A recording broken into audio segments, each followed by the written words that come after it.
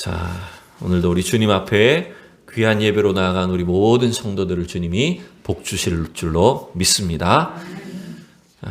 오늘은 이제 우리 출애굽기 17장 후반부의 말씀을 통해서 우리 손을 잡자라는 제목으로 함께 말씀을 나누려고 합니다. 오늘 본문은 이스라엘 백성들이 르비딤에서 겪었던 두 번째 싸움을 여러분 기록하고 있어요. 지난 시간에 르비딤에서 있었던 첫 번째 싸움이 뭐였을까요? 뭐 때문에 싸웠을까요? 기억나시나요? 이것 때문에 물이 없어서. 물이 없어가지고 이스라엘 백성들은 모세에게 원망했고 또 자기들끼리 싸우고 다투었어요. 그런데 그 사건을 하나님은 그 다툼과 시험은 모세에게 대한 것이 아니라 하나님께 대한 것이었다라고 이렇게 말씀을 하셨죠. 지난 시간에 우리 17장 7절의 말씀을 한번 보실까요? 넘겨주셔야 됩니다. 이게 오늘은 지금 제가 넘길 수가 없어서 편하기는 한데 제 뜻대로 안 돼서 좀 불편합니다. 17장 7절 우리 같이 읽어봅시다. 시작.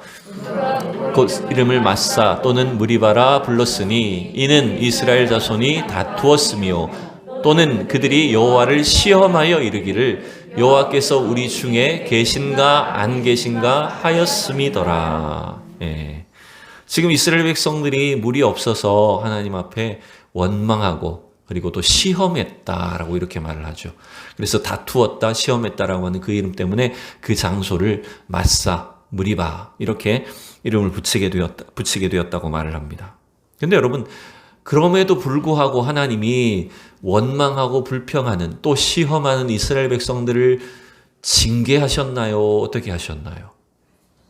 왜 하나님은 그렇게 막 원망하는, 심지어 하나님을 시험하기까지 하는 이스라엘 백성들을 바로 징계를 하시거나 벌을 주지 않으셨을까요?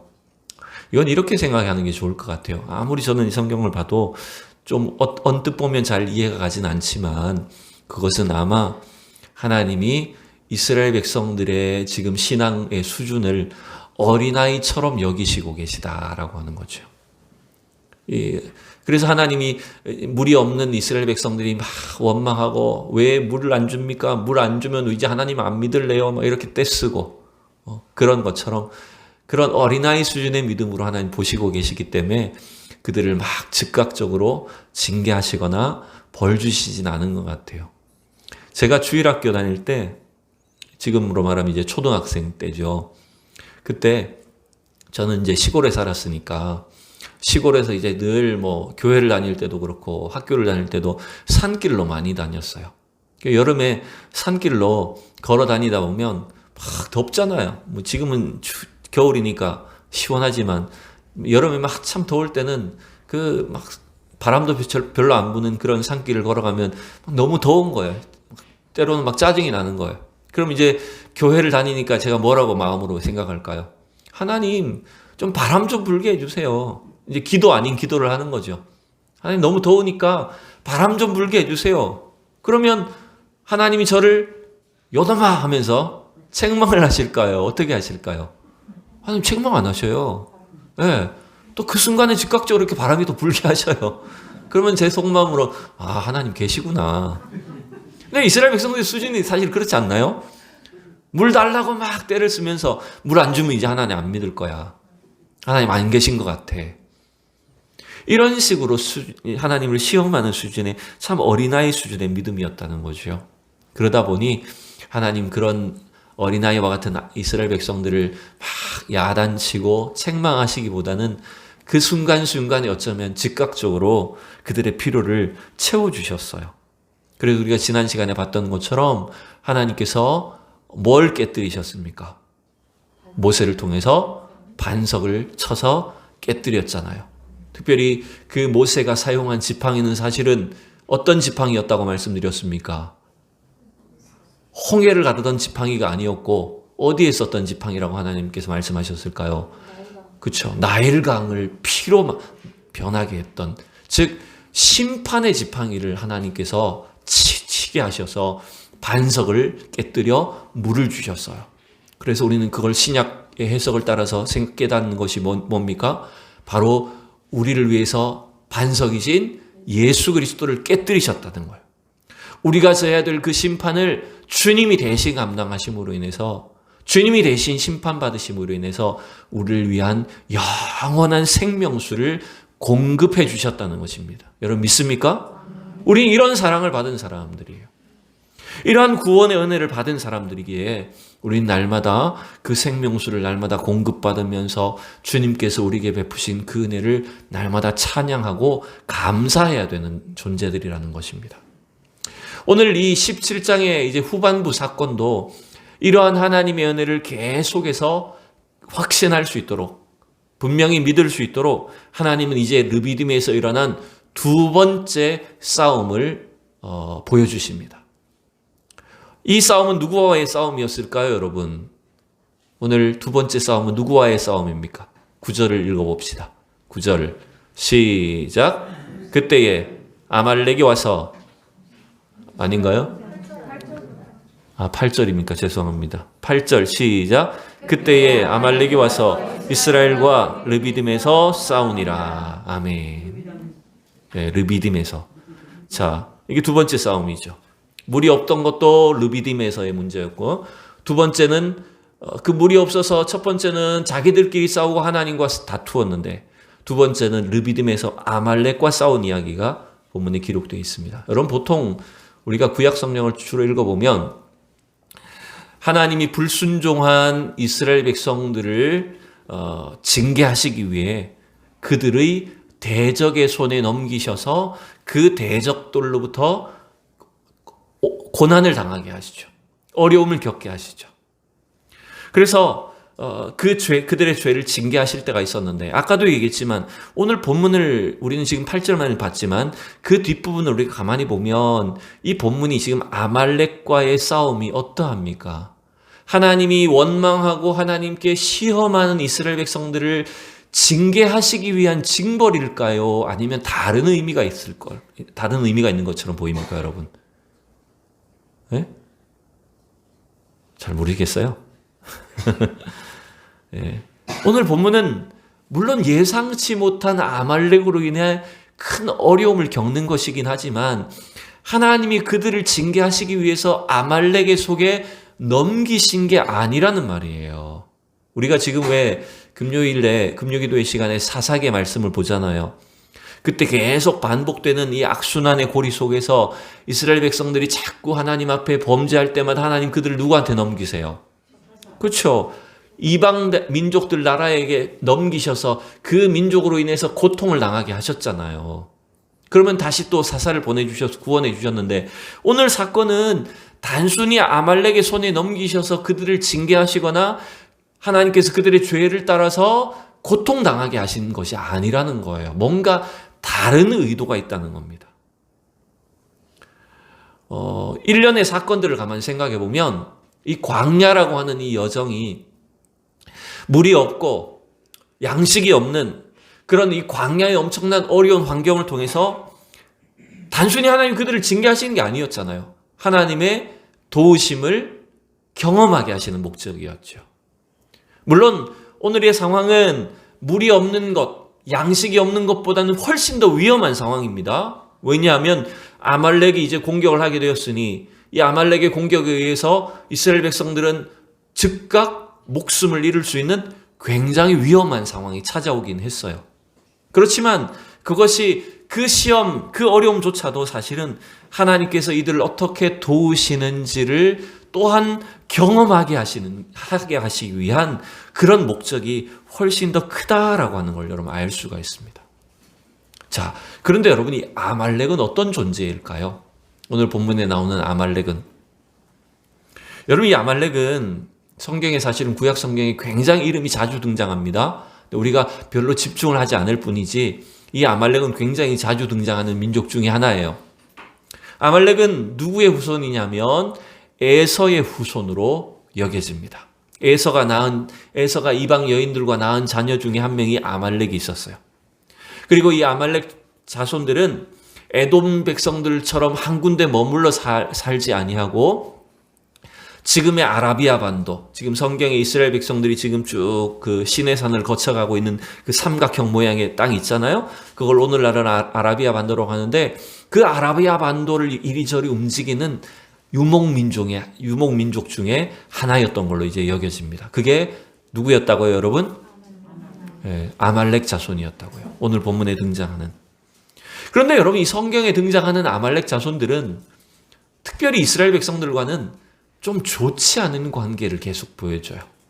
특별히 오늘 이 출애굽기 17장에서 이스라엘 백성들이 출애굽한 뒤에 제일 먼저 싸웠던, 전쟁을 경험했던 민족이 바로 아말렉 자손인데, 이 아말렉 하면 특징이 좀 좋지 않은 특징을 갖고 있어요. 뭐냐 하면, 가만히 생각해 보세요. 지금 이스라엘 백성들이 출애굽을 해가지고 불과 이제 한 1, 2개월 만에 시내산 근처까지 온 겁니다. 그러면 여러분, 이스라엘 민족이 400년 동안 종살이 하다가 겨우 광야로 나왔는데 이스라엘 백성들에게 군대가 있을까요? 없을까요? 없어요.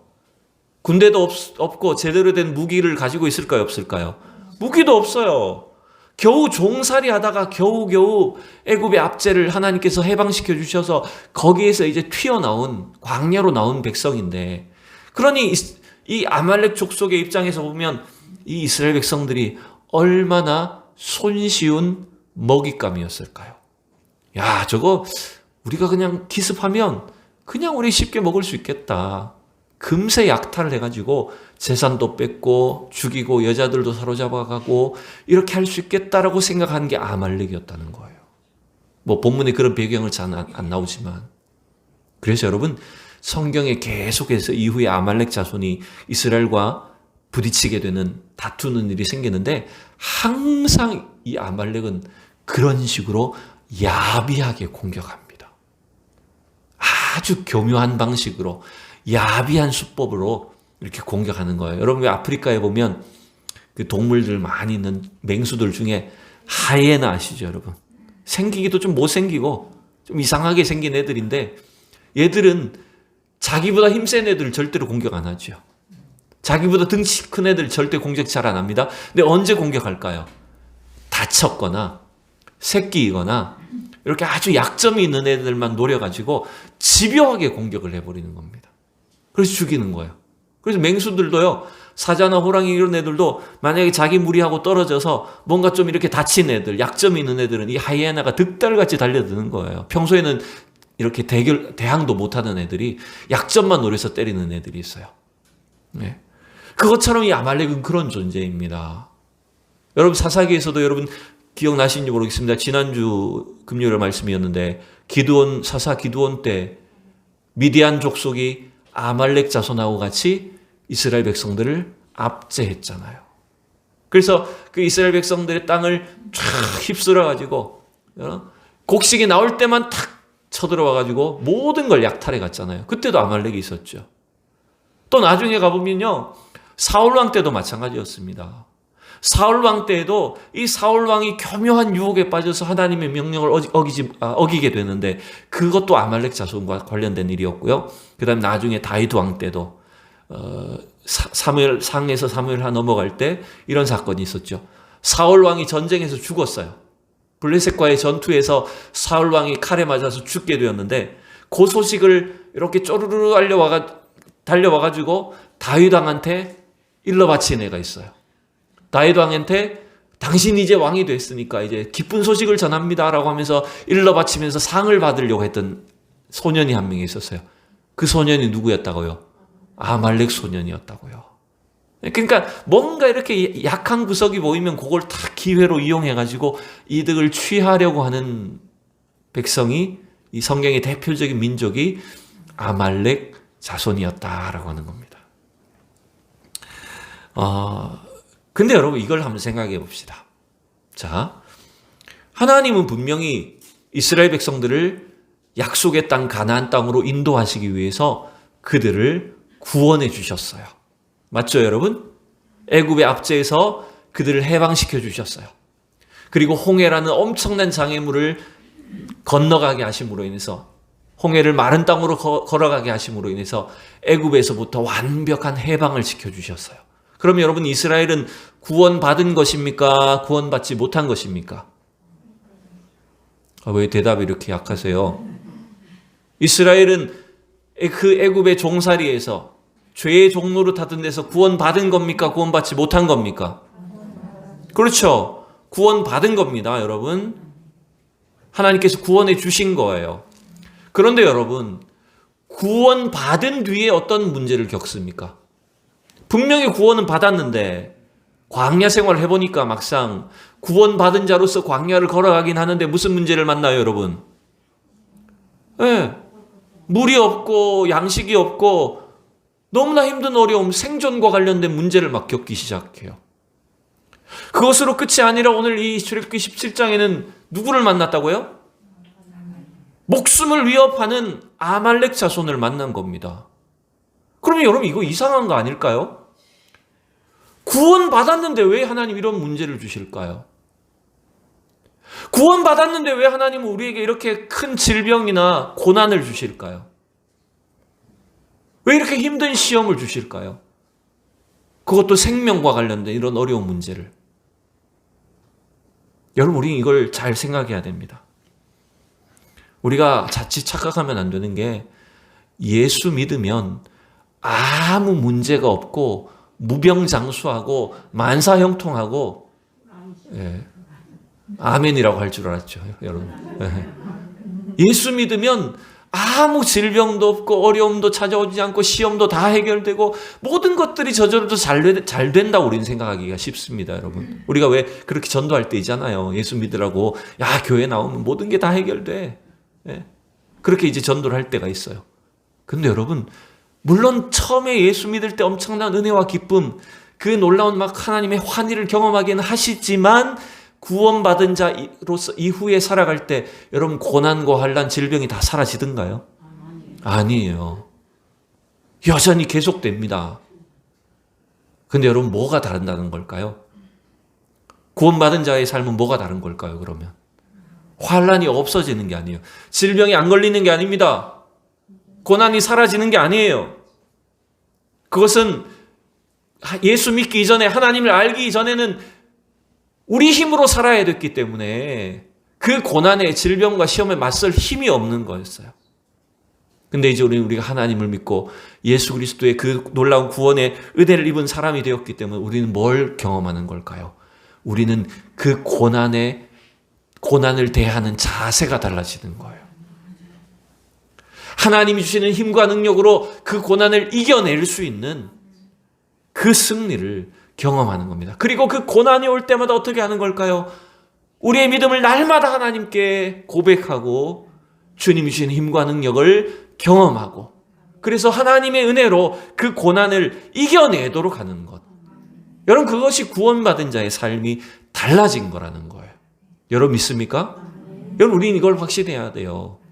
그렇지 않으면, 아니 구원받았는데 왜 이 먹을 것이 없고 물이 없고 왜 이 아말렉과 같은 이 원수들을 만나야 되는가? 왜 어려움을 겪어야 되는가? 잘 이해하기 어려울 때가 있다는 거죠. 하나님 그걸 배우게 하시는 거예요, 여러분. 이스라엘 백성들에게, 또 우리들에게. 구원받은 자로서 이 땅을 살면서 과거와 같은, 또 우리가 생각지 못한 어려움이 있지만, 이 코로나라고 하는 환란이 우리에게 다가오지만, 우리는 주님을 향한 믿음 때문에, 살아계신 하나님께 대한 확신 때문에 그 고난을, 질병을 이겨낼 수 있다는 것입니다, 여러분. 믿습니까? 그걸 배우도록 하셨다는 거죠. 자, 이 문제 앞에 오늘 모세가 찾은 해결책은 무엇입니까? 어쩌면 모세는 지나온 이제 여러 가지 시험들을 통해서 이 문제도 어떻게 해결해야 되겠구나라고 하는 걸 깨달은 것 같습니다. 하나님께 물어보기 이전에 이미 먼저 뭔가 답을 아는 것처럼 보여요. 9절을 우리 읽어봅시다. 9절 읽습니다. 시작. 모세가 여호수아에게 이르되 우리를 위하여 사람들을 택하여 나가서 아말렉과 싸우라. 내일 내가 하나님의 지팡이를 손에 잡고 산 꼭대기에 서리라. 아멘. 모세는 이미 이 아말렉이라고 하는 엄청난 시험이 이전과는 또 비교할 수 없는 정말 목숨에 즉각적인 위협을 주는 이 시험이 다가왔는데 이 시험을 어떻게 이겨내야 되겠다라고 하는 자기 나름대로 이제 지혜가, 깨달음이 생겼던 것 같아요. 그래서 여호수아에게 뭘 지시합니까? 사람들을 택해서 나가서 싸우라고 말을 하고, 이 모세 자신은 뭘 들고요? 하나님의 지팡이를 들고 산 꼭대기에 서겠다. 여러분, 산 꼭대기에 지팡이 들고 선다는 게 무슨 말일까요, 여러분? 본문에 분명한 표현은 없지만 이것은 여러분, 하나님께 손을 들고 기도하겠다는 거죠. 하나님을 의지하는 것밖에는 방법이 없다라고 하는 걸 분명히 깨달은 것입니다. 그래서인지 오늘 이 모세는, 이전에는 이 앞선 물이 없어서 하나님께서 하나님의 지시를 받았을 때 하나님은 누구의 지팡이라고 했나요? 갑자기 생각이 안 나요. 아니, 오늘 본문 말고 이전에 르비딤에서 물이 없을 때는요, 하나님이 네 지팡이를 손에 잡고 치라 그러셨어요. 그때는 바로 앞에서는요, 너의 지팡이를 잡고 그 반석을 치라라고 명령하셨는데, 오늘 모세는 이제 자기 말로 뭐라고 표현합니까? 이 지팡이는 누구 거라고요? 하나님의 지팡이를 내가 잡고 손을 들겠다라고 이렇게 말을 해요. 즉, 이 지팡이는 온전히 하나님이 우리에게 능력을 주시는 그 도구라고 하는 것을 분명히 깨달았다라고 하는 걸 알 수가 있죠. 여러분, 결국 우리가 이러한 환난과 시험을 만나게 되었을 때 이 모세가 오늘 택한 방법처럼 우리에게 주신 말씀과 기도라는 그 도구를 사용해서 하나님께 나아가는 방법밖에 없다는 것입니다. 여러분, 믿습니까? 그것이 우리가 이 땅의 환난과 시험을, 대적들을 이길 수 있는 그 유일한 길이다라고 하는 것을 알 수가 있는 거예요. 또한 하나님께서 모세의 지팡이를 잡고 그 지팡이를 통해서 하나님 능력을 베푸셨듯이, 여러분, 이스라엘 백성들을 하나님의 손에 붙잡아 사용할 때 이 대적들을 이기게 하신다는 거예요. 여러분, 이 지팡이를 잡았다는 것은 지팡이가 어떤 마법의 지팡이가 아닙니다, 여러분. 오히려 그것은 한낱 초라한 우리 인생이지만 하나님이 우리를 붙잡아 주셔야 됩니다라고 하는 온전한 믿음의 고백들이라는 거예요. 주님이 우리를 붙잡아 주셔야 된다는 거죠. 그리할 때 어떤 일이 생길까요? 하나님이 이스라엘 백성을 붙잡아 주시면, 모세가 손을 들면 누가 이기고요? 이스라엘이 이기고, 모세가 손을 내리면 아말렉이 이기도록 그렇게 하나님께서 분명하게 보여주셨다는 거예요. 그리고 그때에 모세가 계속 하루 종일 팔을 들고 있을 수 없으니 팔이 아파서 팔을 내리게 되었을 때 어떤 일이 생길까요? 그때 어떻게 해결합니까? 그 일을 모세의 좌우에 있던 아론과 훌이 모세를 바위에 앉게 하고 양쪽에서 팔을 잡아 올렸다는 거예요. 한번 그림을 한번 보여주실래요? 제가 그냥 그림을 한번 찾아봤는데, 상상으로 이제 그린 거겠죠. 산 위에 있는 모세가 지팡이를 들고 하나님 앞에 기도할 때 그 팔을 하루 종일 이제 아론과 훌이 양쪽에서 붙잡은 거예요. 그 손을 붙잡아서 하나님께 같이 들어올려서 기도했을 때 하나님은 이 아말렉 족속들을 이기도록, 승리하도록 주님께서 이루어 주셨다는 걸 알 수가 있습니다. 여러분, 오늘 이 본문을 통해서 우리가 몇 가지만 마지막으로 중요한 교훈들을 정리를 합시다. 여러분, 오늘 이 말씀의 가르침처럼 우리는 하나님께서 가르치시는 이 승리의 원리가 뭐냐면 우리의 기도의 손을 하나님께 들어야 된다는 것입니다. 모세가 여호수아를 보내놓고 걱정하며 전전긍긍하지 않았어요. 그리고 나는 싸울 힘이 없으니 너는 나가서 제발 날 위해 싸워다오, 이렇게 하지 않았어요. 모세가 한 것은 군사들을 적진에 보내놓고 자기가 할 수 있는 일, 그리고 리더로서 자기가 해야 되는 일, 하나님을 가장 가까이 하는 그 산 위에 올라가서 주님 앞에 기도하는 일이었다는 겁니다. 여러분, 이렇게 생각하기 쉽죠? 하나님, 나는 지금 나이가 너무 많고 나는 능력도 적고 가진 것도 적어서 내가 할 수 있는 일은 별로 없어요. 나는 복음 전하러 어디 가지도 못하고요. 직접 뭔가 일을 할 수도 없어요. 여러분, 이건 모세가 우리에게 보여주는 태도가 아닙니다. 모세가 우리에게 보여주는 건 뭡니까?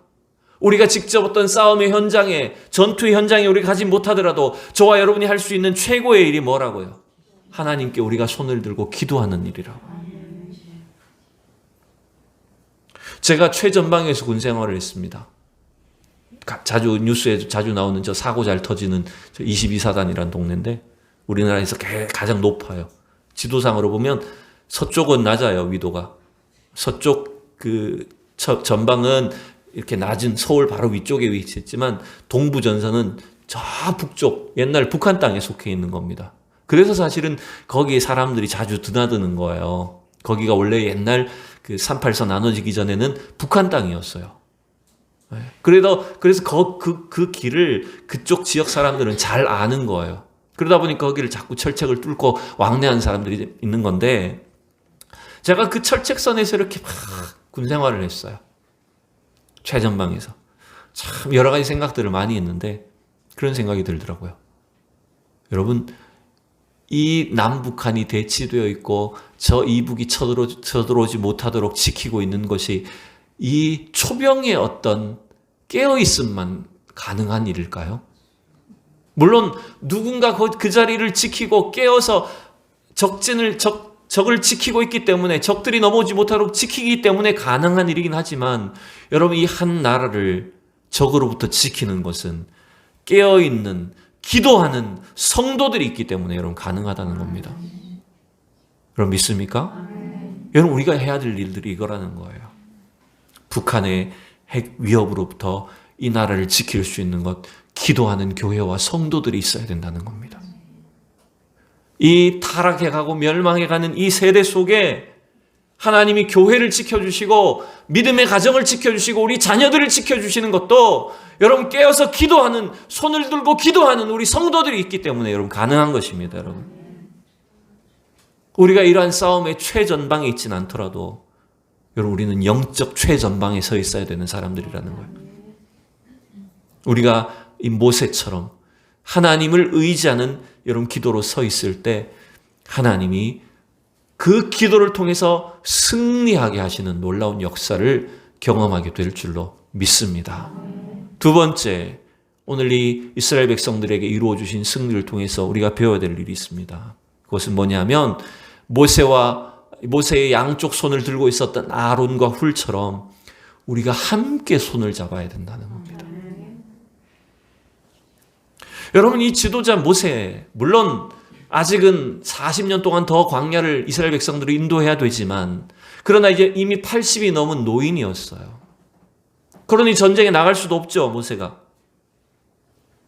여러분 그것은 모세도 하나님의 능력에 붙잡아 쓰시기 때문에 가능하긴 하지만 인간적으로 보면 아주 연약할 수밖에 없는 사람이라는 겁니다. 그의 나이나 체력이.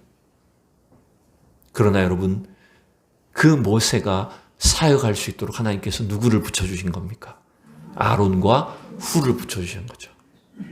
여러분 그래서요 어떤 위대한 사역자나 일꾼들도요 목회자나 선교사들도 절대 자기 혼자 하는 게 아니에요. 그 사람 혼자 모든 일을 잘할 수 있는 것처럼 착각하면 안 됩니다. 성도들이 늘 부족한 목사를 위해서 기도해 주시듯이 우리는 서로를 위해서 손을 붙잡아서 함께 동력을 하고 기도하고 약점을 채워주고 보완해주고 우리가 하나가 될 때 여러분 더 기도에 힘이 생기게 될 것이고 이 강력한 대적들 처음 당해보는 이 어려움이지만 그 악한 대적들을 능히 이길 수 있는 승리를 주신다는 것입니다. 그럼 믿습니까? 지난주에 우리 아프리카 선교사님이 출국하셨다 그랬잖아요. 우리 영상 봤잖아요.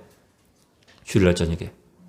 그 선교사님이 월요일날 아프리카 도착하자마자 저한테 카톡을 딱 보내셨더라고요. 잘 도착했다고. 그러니까 거의 한 3일 걸려야 가는 거예요. 아프리카까지 가는데. 비행기를 타고 가도 한 3-4번 갈아타는 거니까. 그걸 월요일날 딱 문자를 보내셔서 이런 기도 제목을 바로 부탁하셨어요. 뭐였냐면 지금 몇 개월 만에 다시 아프리카를 들어가 봤더니 이 코로나 때문인지 무엇 때문인지 나라에서 정부가 다 그냥 흩어나 버렸대요. 사람들을. 예. 원래 살던 지역에서 다 쫓아내버리고 막 어디저기 다 흩어나 버렸대요. 그 원래 사역을 하던 선교사님 애들 공부방 하면서 애들 가르치고 복음 조금씩 전하고 원래 태권도도 가르치고 이렇게 하셨는데 애들을 다 잃어버렸대. 다 흩어나 버렸대요. 그래서 애들 만나게 해주세요. 기도 부탁하시는 거예요. 여러분, 그게 별것 아닌 것처럼 보이지만 여러분, 이 수천 킬로미터 떨어져 있는, 수만 킬로 떨어져 있는 우리가 할 수 있는 일이 뭘까요? 그것은 우리가 함께 동역하며 기도하는 거예요. 하나님이 여러분들을 부부로, 가정으로 불러주신 이유도 뭘까요? 함께 여러분 기도하라고 불러주신 거예요. 서로의 약점을, 부족한 점을 보완하고 서로를 돌보고 세워줌으로 인해서 함께 어려운 문제를 해결할 수 있도록 주님께서 불러주셨다는 거죠.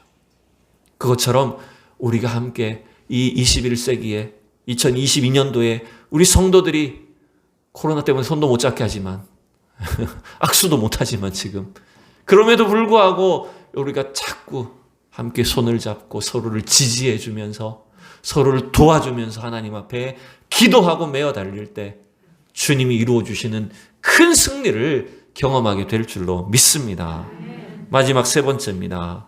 여러분, 오늘 이 싸움은 모세가 손을 들었을 때 여호수아와 그 군사들이 아말렉 자손을 무찌른 것처럼 보였지만 결국 누가 싸운 것입니까? 누가 이기신 것입니까? 하나님이 싸워서 이기셨다고 말합니다. 우리 14절, 16절을 마지막으로 읽어봅시다. 14절과 16절 시작. 여호와께서 모세에게 이르시되 이것을 책에 기록하여 기념하게 하고 여호수아의 귀에 외워 들리라. 내가 아말렉을 없이하여 천하에서 기억도 못하게 하리라. 이르되 여호와께서 맹세하시기를 여호와가 아말렉과 더불어 대대로 싸우리라 하셨다 하였더라. 아멘. 누가 싸우시겠다고요? 여호와께서 싸우시겠다고요. 이 전쟁도, 이 아말렉과 치른 첫 번째 전쟁도 사실은 하나님께서 이스라엘 백성들을 위해서 싸워주신 전쟁이고 뿐만 아니라 이 아말렉이라고 하는 이름으로 대표되는 이 악한 대적들이 이후에도 계속해서 나오겠지만, 네? 구원받았지만 있다고 없다고요? 계속 있다고요. 구원받았지만 계속해서 아말렉은 다 쫓아오는 거예요. 계속 공격하는 거예요. 그렇지만 그 아말렉을 누가 싸우시겠다고요? 여호와께서 대대로 싸우시겠다고 말씀하신 겁니다. 여러분, 이 아말렉은요 결국 우리의 구원을 끊임없이 시험하고 방해하는 사탄을 말하는 겁니다. 사탄의 유혹과 공격이 사실은 계속된다는 거예요. 그러나 오늘 이 하나님의 약속을 따라 여러분 담대한 믿음을 갖기를 원합니다. 제가 늘 말씀드립니다.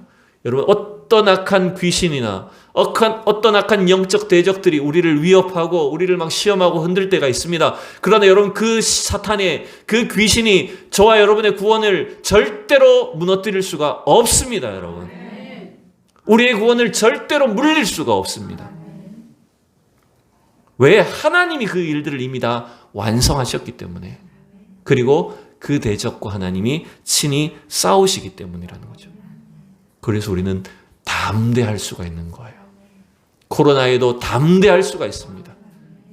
우리에게 앞으로 어떤 어려운 문제가 다가온다고 할지라도 우리는 담대한 믿음으로 이겨낼 수 있는 줄로 믿습니다. 우리가 해야 될 일은 뭘까요? 오늘 말씀의 제목처럼 우리가 해야 될 일은 따라합시다. 손을 잡고 기도하자. 네. 우리가 함께 손을 잡고 모세와 아론과 훌처럼 하나님 앞에 기도하는 일입니다.